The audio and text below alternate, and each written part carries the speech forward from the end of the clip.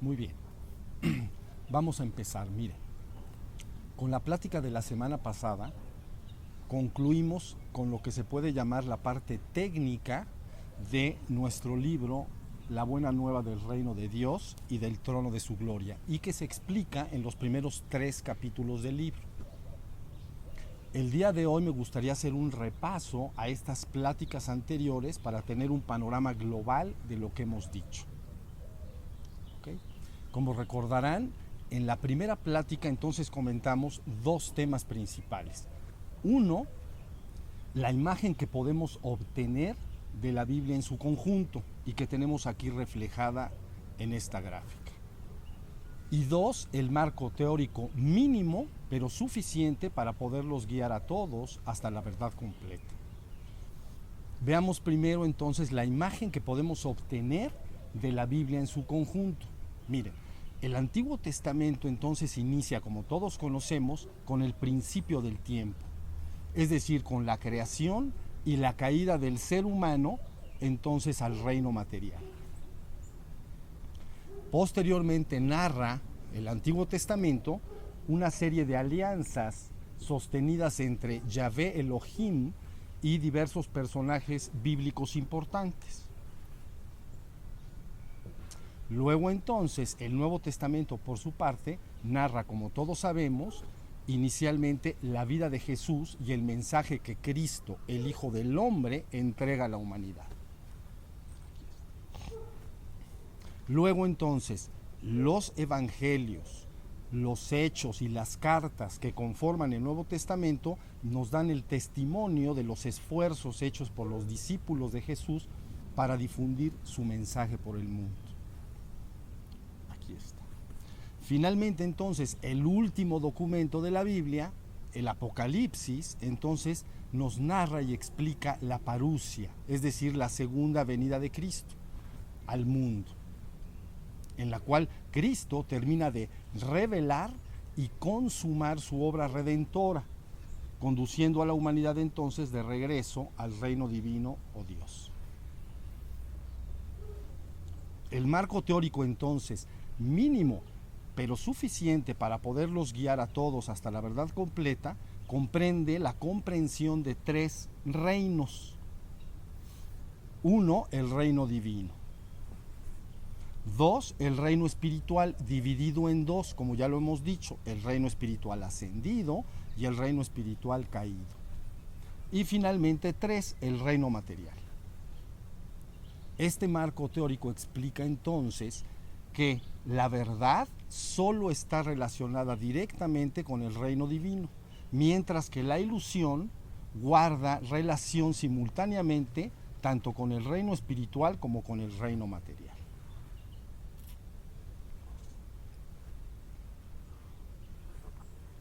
La segunda plática entonces trató también 2 temas. Número 1, la manifestación de la existencia del reino espiritual y del reino material como el acto de inflar un globo, tal y como podemos ver en esta imagen con las flechas apuntando hacia afuera. Y 2, la situación que vive ya el ser humano en el reino material. Entonces recordarán que en aquella plática dijimos que el Génesis está explicando entonces la manifestación o creación del universo en 7 días o eras. Y posteriormente da a entender que el ser humano en el reino material permanece muerto, dormido, debido a que ha perdido todo contacto y no se da cuenta de su esencia divina, que es Dios, puesto que permanece ahora perfectamente identificado y cree ser su propio cuerpo físico y su mente racional humana. Muy bien, la tercera plática trató asimismo 2 temas principales.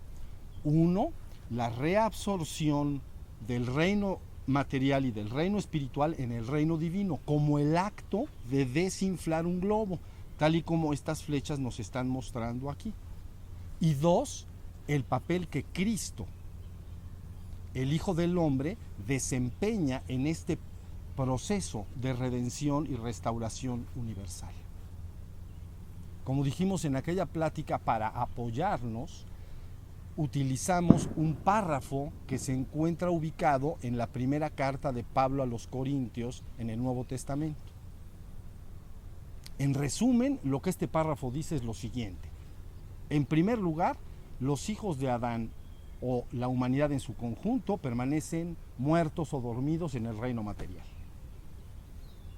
En segundo lugar, entonces, el primero en resucitar de entre los muertos o revivir o despertar es Cristo. Y entonces ya Cristo puede guiar a la humanidad de regreso al reino divino. En tercer lugar, entonces se explica que Cristo en su segunda venida al mundo, entonces despertará inicialmente y resucitará inicialmente a los que le esperan, a los suyos, y que luego estos ayudarán a despertar a la humanidad en su conjunto, para entonces tomar a la humanidad en su conjunto y de alguna manera restaurarla inicialmente hacia el reino espiritual ascendido. Número 4, este párrafo nos está diciendo que esta propia conciencia de Cristo entonces finalmente también disolverá todo el reino espiritual ascendido, es decir, principados, dominaciones, potestades, etc. Restaurando entonces todo de regreso al reino divino o Dios. Cuando esto ha sucedido, entonces la muerte, que es inseparable del reino material y del reino espiritual, habrá sido vencida. Y la vida eterna propia del reino divino entonces habrá ocupado su lugar. El proceso termina finalmente cuando toda la existencia es tomada y regresada al reino divino, donde se experimenta la unicidad absoluta con Dios, la única verdad que es.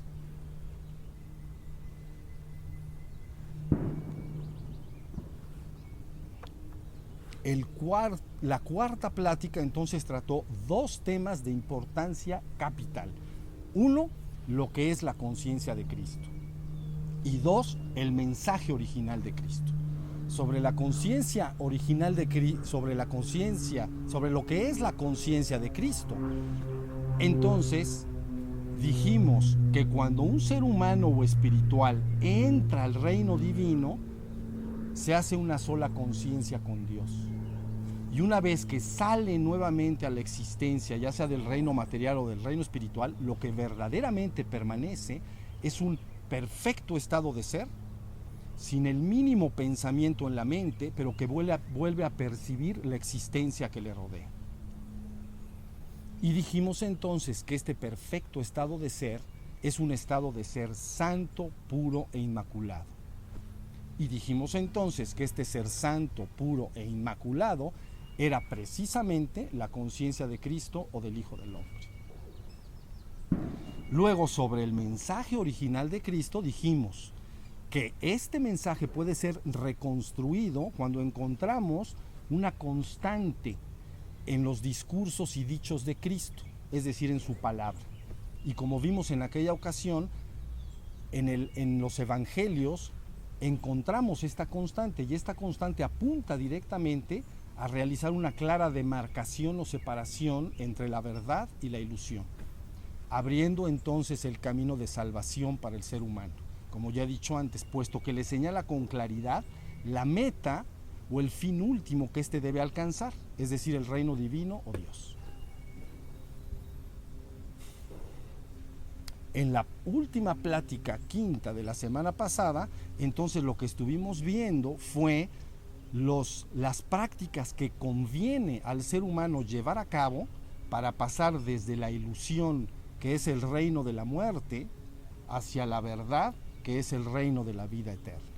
Dijimos que para pasar del reino material al reino espiritual ascendido, entonces se deben lograr dos cosas. En primer lugar, se debe despertar o resucitar de entre los muertos, lo que implica recobrar la propia conciencia de ser, es decir, darse cuenta de que él es un ser que es. Y en segundo lugar, debe entonces purgar su mente, es decir, debe de purgar las impurezas y obscuridades que se encuentran alojadas en su propia mente consciente y subconsciente, y que pertenecen todas ellas al reino espiritual caído, es decir, el odio, el miedo, los celos, la envidia, la ira, etc.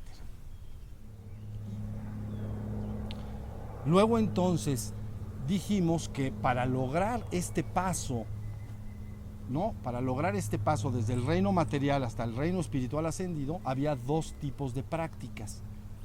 Uno, las prácticas de atención, y dos, las prácticas de energía. Finalmente comentamos entonces que para que puedas pasar, un ser pueda pasar desde el reino espiritual ascendido hacia el reino divino, entonces existe una sola práctica, es decir, permanecer en un perfecto estado de ser santo, puro e inmaculado, por encima incluso de todos los atributos del reino espiritual ascendido, como son la paz, el amor, la armonía, la gracia, etc. Y que al permanecer en este perfecto estado de ser santo, puro e inmaculado, entonces uno se ubica a sí mismo en el punto exacto para poderse fundir con la santidad absoluta que es Dios en el reino divino, la única verdad que es. Como vemos entonces, este estado de ser santo, puro e inmaculado se asemeja a una gota de agua pura y cristalina, lista para fundirse con el infinito océano de agua cristalina y pura que es Dios. Muy bien, con lo dicho hasta aquí, entonces podemos dar por terminada esta plática para continuar ahondando la semana que entra en el tema que nos ocupa. Muchas gracias.